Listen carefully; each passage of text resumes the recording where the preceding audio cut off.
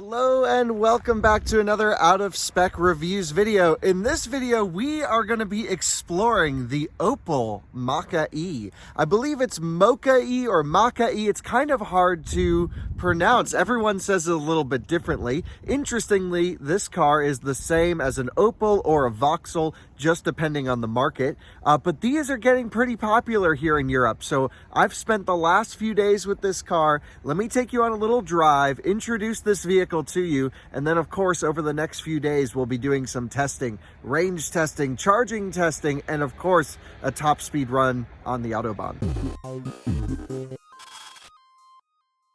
This is the Mokka-e, and before we get it out on the road, I'm going to take you on a quick tour of this vehicle. It's a combustion chassis, I believe. I've seen these as combustion vehicles, just adapted for EV use. But I have to say, it's adapted pretty well, and it works really well here in Europe. I don't think this car would work pretty well in the US. You can see it has a radar sensor here for adaptive cruise control. It has lane centering. It has matrix LED high beams. This car costs about 40,000 euros, maybe 35,000 euros base. This one has all the options on it, of course. No sunroof though, no glass roof, which I think is a little bit of a disappointment. It does use CCS fast charging, so you can see the Type 2 port there, the CCS pins.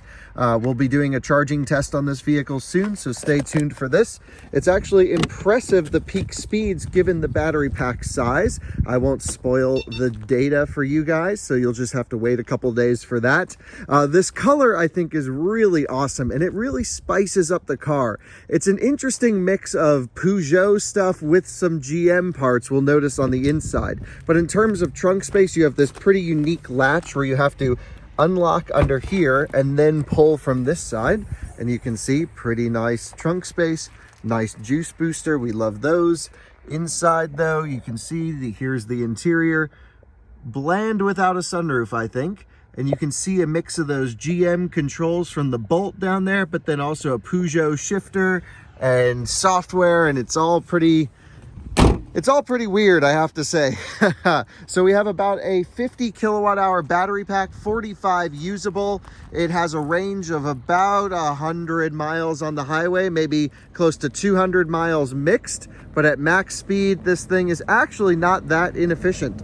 You guys are always complaining about how dirty my car is in videos, and a company called EV Wash has reached out to solve this problem. This is a reusable, sustainable washing system that's branded specifically towards EVs. Take a look at this. It comes in this really nice carrying case. I can open it up. I have all of the towels I need, all of the different equipment I need, for example, glass cleaner. And when this really nice bottle runs out, you can purchase a refillable, 100% biodegradable refill pack, fill up your bottle, and that way it's much more sustainable than normal car cleaning products. EV Wash, use the code OUTOFSPEC30 for 30% off your order. Link is in the description.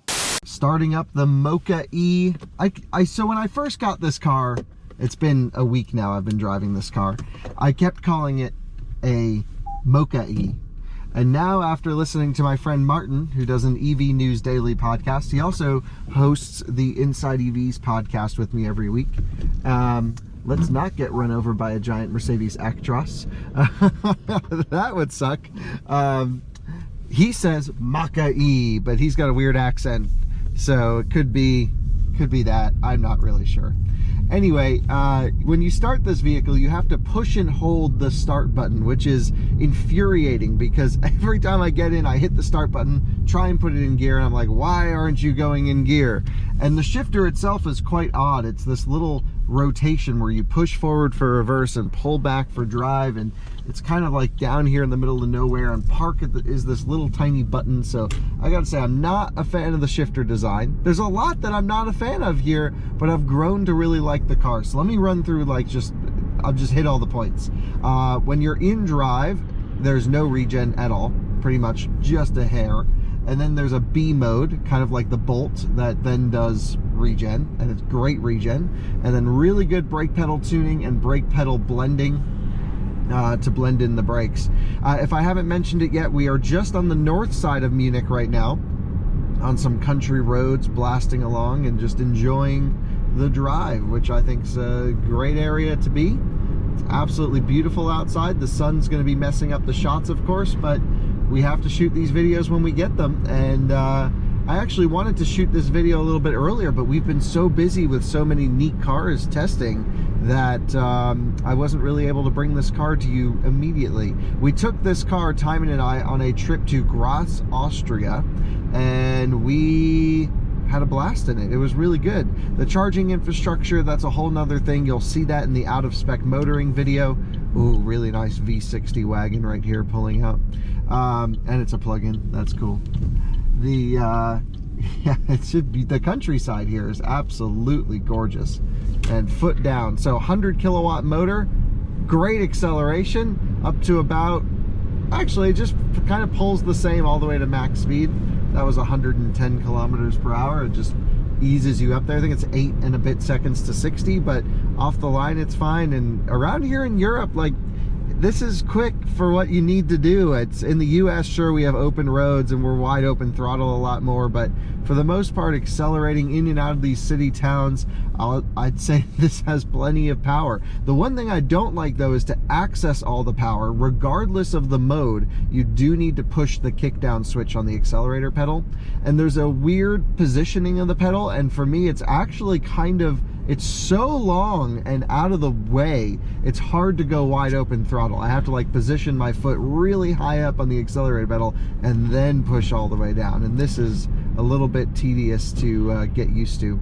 There's 3 driving modes here. There's Eco, Normal, and Sport. For the most part, I've been driving this car in Normal. On the road trips, of course, I've kept it in Eco, and then Sport for Autobahn stuff. And it doesn't make much of a difference. It pretty much just adjusts the steering and sharpens the throttle a little bit. I think Eco mode probably backs off on the climate control a little bit, which is nice. And so you have those benefits, of course. Let me just adjust my map here so we can get into town a little bit easier. We're heading into Munich right now. I thought this was a perfect opportunity to bring the Mokka-e, the Mokka-e to you for the first time. Battery pack, let's talk this. Liquid thermal management is awesome. It seems to have the, I believe it's the Continental electric motor up front. They obviously are part supplier, so this motor is in like a ton of every Peugeot, every Opel electric. They all just share the same motor, and then you can tune them all differently. So it seems to work really well. It's really quiet, very little inverter whine, like it's a pleasant motor. You can see going up the hill here, I can go hit the throttle and pretty much spins the tires. So, oh, garbage truck. Cool, rear steering on the garbage truck. That's awesome. Yeah, so I gotta say, like, for this type of driving around, it's fantastic. The range, though, is not so good at all. So it gives you, you know, 45 kilowatt hour usable is enough to make you think, okay, maybe I could go on a road trip. And I love that we're stuck behind the garbage truck in this review. But the thing is, it really doesn't like to do that. Thankfully, the charging curve is pretty good, actually, so you can actually charge up deep in the pack. But when you drive quickly, it's yeah, you just chug through the juice. So as long as you keep it about 100 kilometers per hour, maybe 110, then you're good to go for the for your highway range stuff. But I wouldn't go any more than 110 in a typical highway cruise. I wonder if we can probably squeeze around here. It looks like we can. Let's do that. Inching through. This is where the little mirrorless thing on the Honda E would help, but no problem. And we're through. Nice. So, yeah, it's an interesting car. Personally, it doesn't do it for me. I don't like the styling. I think it's kind of ugly. Some people say it looks really good. My colleague Andre at Inside EVs, he said he really thought it looked good, especially in this green. It was quite striking. I disagree, but that's good. I mean, I'm glad some people have it. They seem to be quite popular around here. They're priced really well. It's got enough space for a small family. Like if you're in an urban environment and you just need like a car to go around, it's fine. To me, it just feels pretty plasticky on the inside. Not so much personality, not so much fun and flair. And this is where I think Opel had an opportunity to make something exciting, but instead you have all the leftover GM buttons mixed with this Peugeot stuff in here, and it's a very odd place to be, I should say. Let's kick it into sport mode really quick and see how it handles this back road a little bit. So, easing onto the throttle. Yeah, I mean, I would say 8 something seconds to 60 sounds really slow on paper, but in practice, this thing has more than enough torque. The suspension's really soft, so driving it on these little bumps, you almost feel nothing. It's like a, how, you know, most people would describe like an American car. It drives like an American small SUV. It's really soft and squishy and roly-poly in the corners. It's not performance-oriented really at all. And it can do it, it's fine, but this car is meant to just cruise. If you have to make like a quick lane change at max speed, it goes whoa and starts to get a little roly-poly. And so that's just the nature of this car. This is a transportation device that's sort of reasonably priced, but kind of ticks all the boxes most people need. For your daily commute, this has more than enough range. I believe it has a 7 kilowatt onboard charger. I wish it supported 22 kilowatt AC here in Europe. I think that would be a huge benefit. There's so many 22 kilowatt AC posts that this would be nice. It has CarPlay, it has a decent sound system. And overall, yeah, this is an interesting car. I like the green. I think if I was to get one, I would not get the green, but it's nice to live with the green for a week as a press car, you know? And there you have it, the Opel Mokka-e. I've done 2,000 kilometers in it now. We have plenty of videos that have already been shot that will roll out after this. I realized I didn't introduce the car to you guys. So here we are. It's a little bit of an odd one because normally we're going for our first drive, my first impressions, but I've driven this car more than any other car in Europe up to this point, even our ID3 that we have the entire time. And I don't know why. I do just end up getting in this and going places. I think it's because we just keep it at the apartment, but I do just think it works. It's not exciting. It's not really intriguing in any way. It's just a car. You plug it in, you go. It goes about, I want to say 190 kilometers at 70 miles per hour. So it's that 120, 130 miles highway, something like that. I don't know the exact translation, if you will. So, you know, it's a car, and it feels very GM, and that's not a bad thing. It's just, I would say, very not exciting.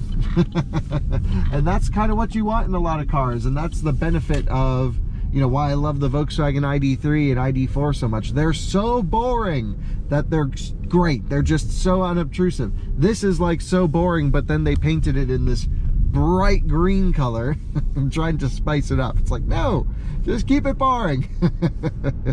We're out in some cornfields now. Wow, this is really, we are in the middle of nowhere. I love that these back roads are speed limit of 100 kilometers an hour. You can't go that fast, but we can certainly try. Here we go. Oh, car coming. Yeah, that's the problem. People just drive in the oncoming lane, and then you have, of course, a family walking a stroller, and you don't want to hit anyone. So we go slow, give them plenty of room, and back we go. But look at these beautiful German villages. This is what I love so much, the countryside. And we have cattle crossing. Oh, the best. I keep saying that, but I really am very happy here in Germany. I could live here, no problem. So there's your quick introduction to the Mokka-e.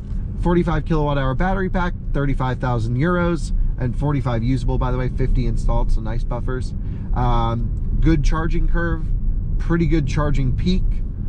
Pretty good car in terms of driving and noise and refinement on the highway, but just not quirky, special, and no personality.